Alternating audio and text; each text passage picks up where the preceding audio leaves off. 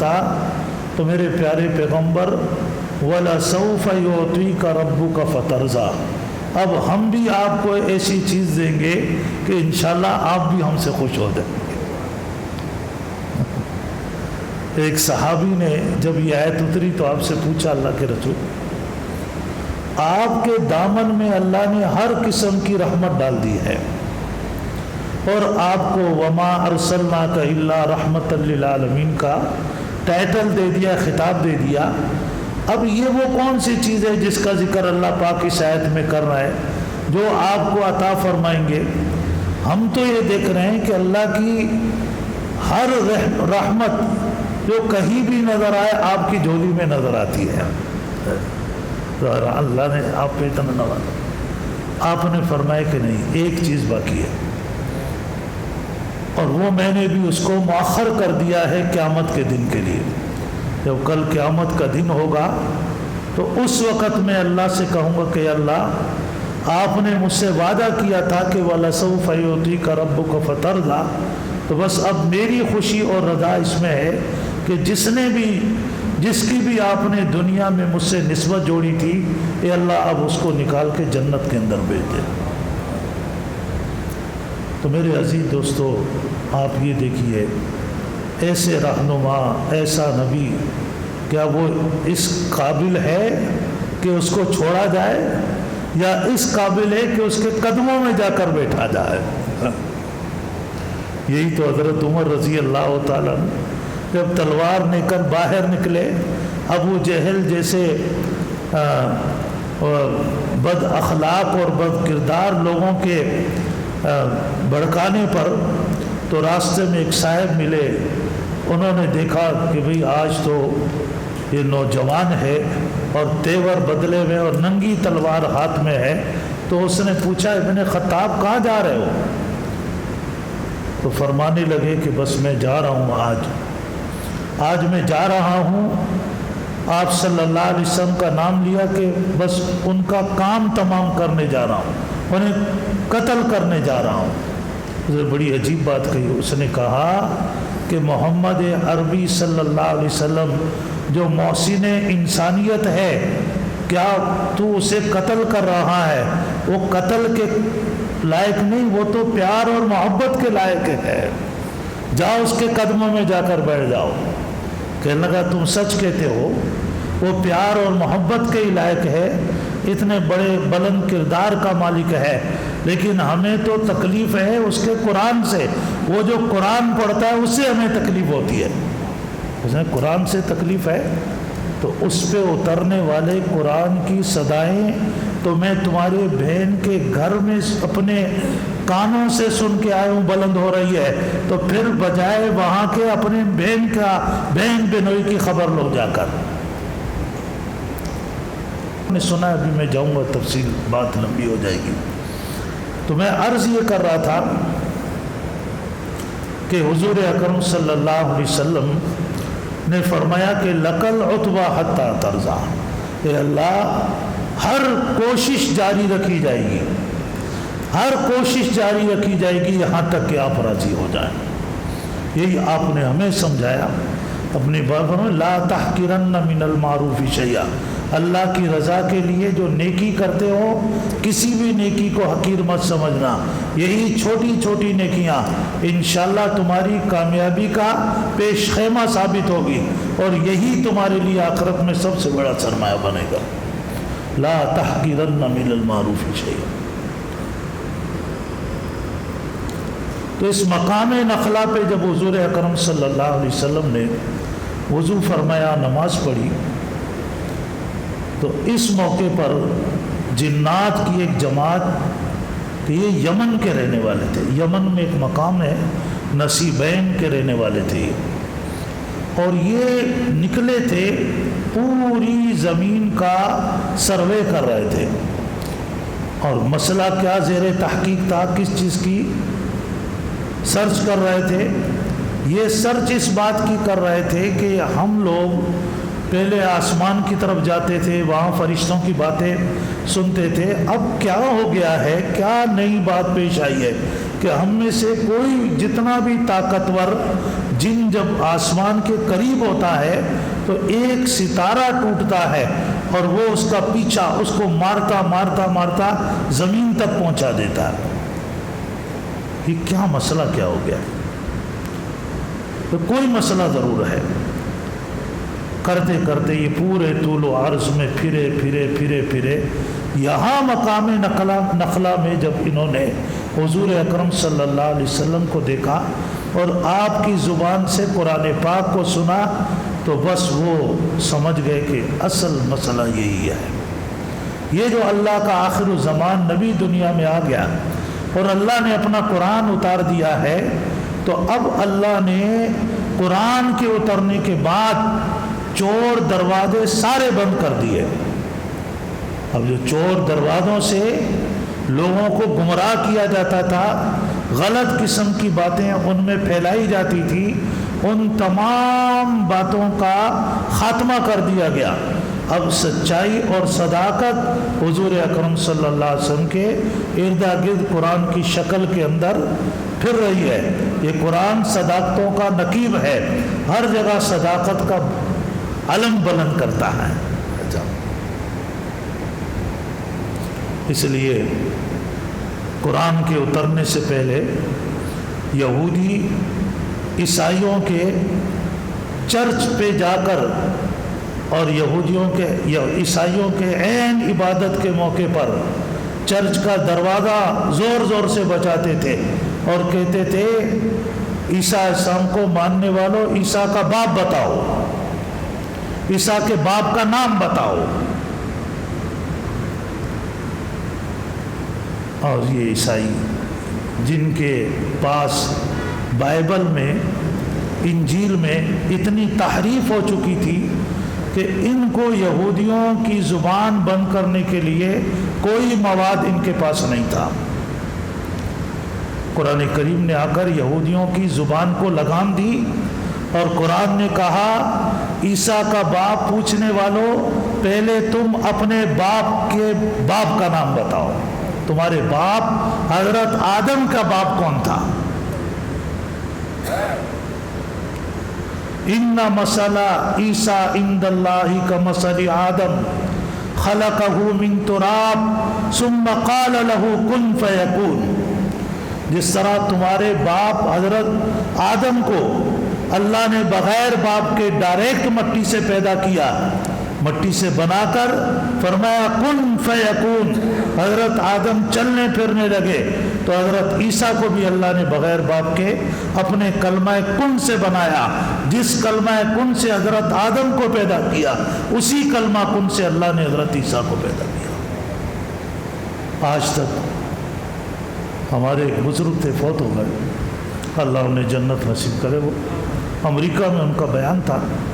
وہاں آج بھی آپ جاتے ہیں جو ساتھی باہر لوگ چرچ خریدتے ہیں، آدھا چرچ مسجد بن جاتا، آدھا پھر چرچ رہتا، ادھر چرچ میں عیسائی جا رہے ادھر یہ جا رہے۔ ایک جگہ میرا جانا ہوا، دوستوں نے بڑا اصرار کیا، نیو یارک سے 2 گھنٹے کی فلائٹ تھی، وہاں پر وہ چیئر سٹی کے نام سے ایک شہر ہے امریکہ میں، بڑی بڑی کرسیاں وہاں چوراہوں پر رکھی ہوئی ہے، وہاں سالانہ فرنیچر کا پوری دنیا سے لوگ آتے ہیں وہاں پر خریدنے کے لیے۔ خیر وہاں جو مسجد تھی، مسجد کے بالکل چند قدم کے فاصلے پہ چرچ بھی تھا، ادھر مسجد تھی، مسجد کے پاس مسلمانوں کا قبرستان تھا، چرچ کے ساتھ عیسائیوں کا قبرستان تھا۔ اور جہاں انہوں نے میرے سونے کی یہ انتظام کیا تھا، وہ ان کا مردوں کو نلانے کا غسل خانہ تھا۔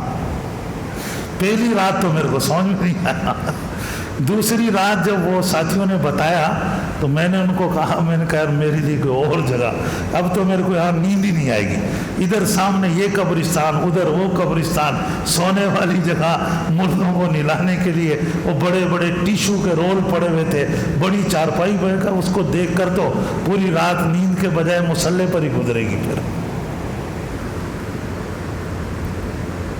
تو وہاں جب ان کا بیان تھا تو اس میں وہ چرچ سے پادری بھی آ گئے، وہ عیسائی بھی آ گئے، ساتھیوں نے بتایا کہ جی عیسائی بھی ہے، پادری بھی ہیں۔ تو انہوں نے بیان کیا حضرت عیسیٰ علیہ السلام اور حضرت مریم کی عصمت اور عصمت جو قرآن نے بیان کی ہے وہ انہوں نے بیان کی۔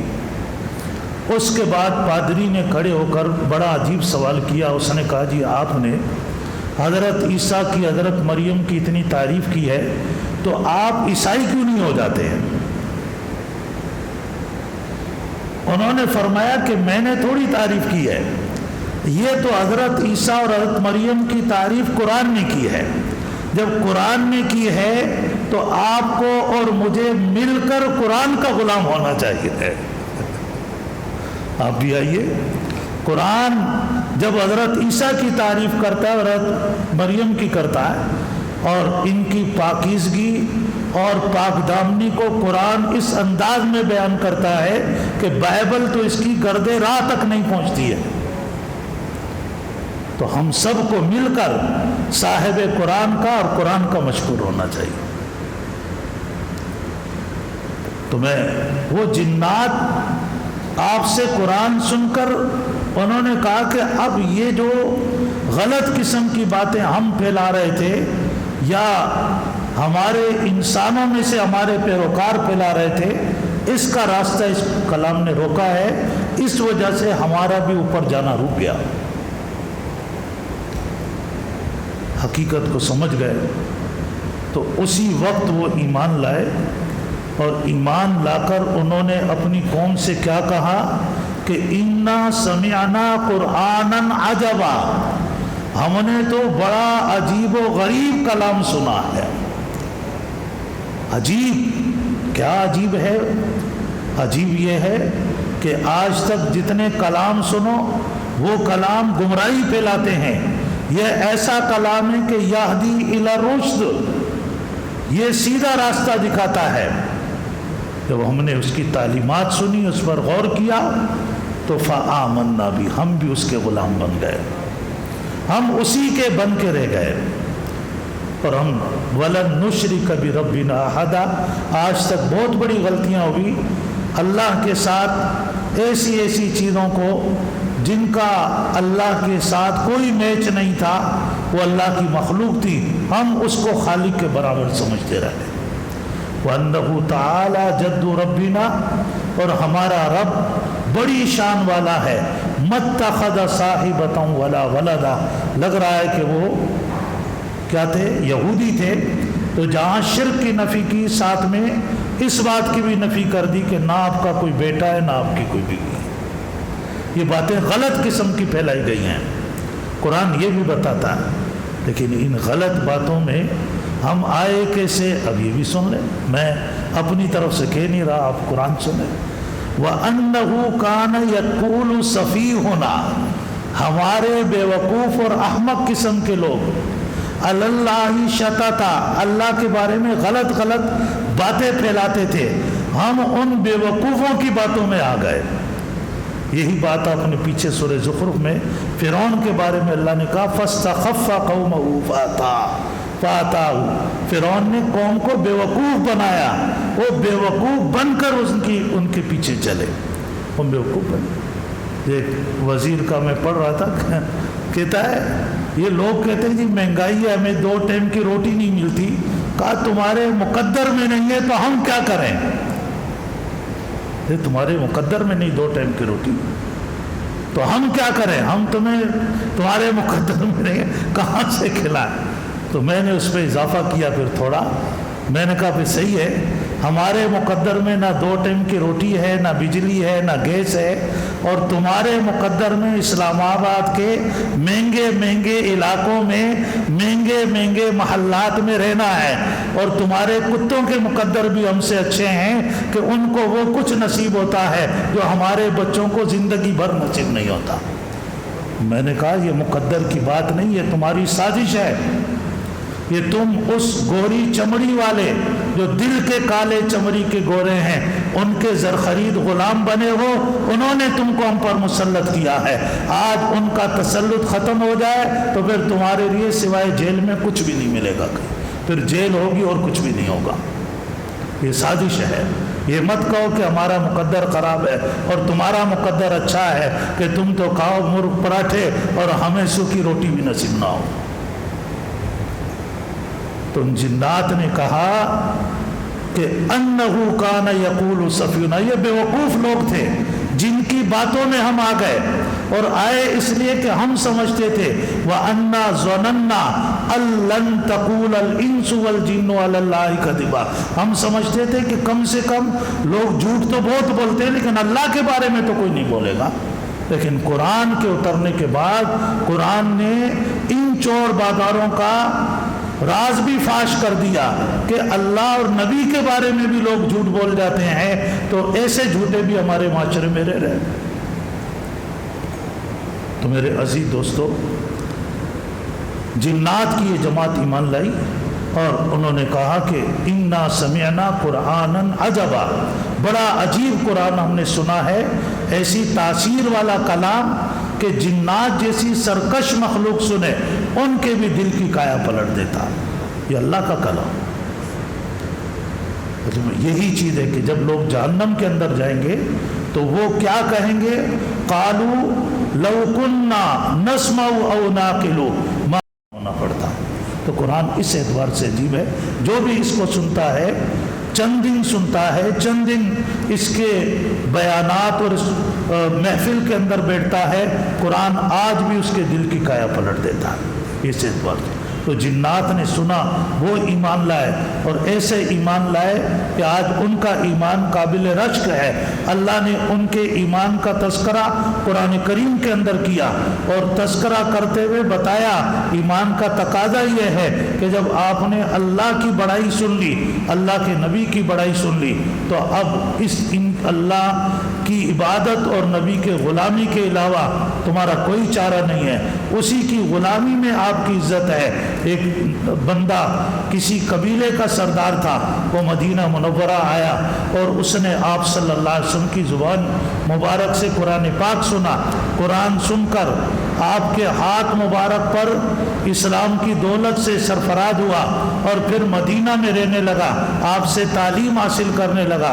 تو وہاں کے لوگوں نے اس سے رابطہ کیا، کہا کہ مدینہ میں غلامی کی زندگی گزار رہے ہو، اپنے علاقے کی سرداری تم نے چھوڑ دی۔ انہیں عجیب جواب دیا، کہا ایسی سرداریاں، ایسی غلامی کے اوپر کروڑوں بھی ہوں تو وہ بھی قربان کی جا سکتی۔ حقیقی آزادی، حقیقی سرداری تو حضور اکرم صلی اللہ علیہ وسلم کی غلامی میں ہے۔ اس راز کو جب ہم سمجھ جائیں گے تو پھر دنیا میں اللہ ہمیں ایسا بلند کر دے گا جس طرح صحابہ کو اللہ نے بلند کر دیا۔ اللہ کرے یہ حقیقت ہمیں بھی سمجھ میں آئے اور اللہ ہمیں خاص انوارات اور تجلیات سے نوازے۔ وآخر دعوانا الحمدللہ رب العالمین۔